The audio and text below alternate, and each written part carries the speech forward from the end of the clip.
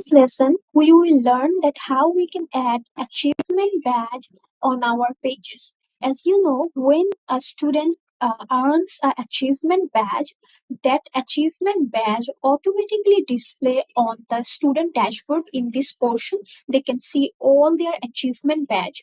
But if you want that, you will create a custom page and then you will add your specific student achievement badge, or you can and all of your achievement badge. You can design so that users can understand that what achievement badge earned by your students. So in this case, LifterLMS achievement my achievement block is a useful one.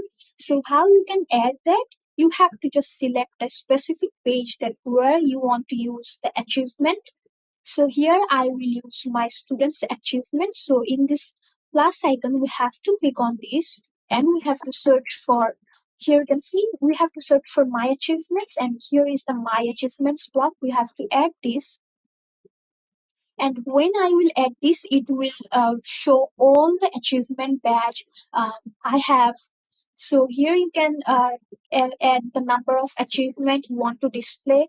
Then you can select the users. That means if you want to show any specific user achievement badge or the current user achievement badge, you can select any of them.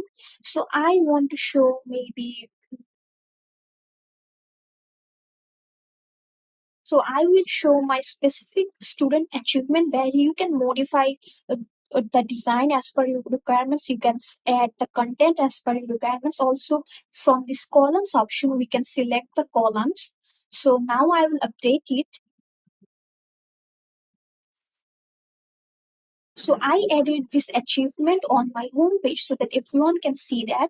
So if I visit my home page and refresh it, I will see two achievement badge because that specific student has two achievement badge.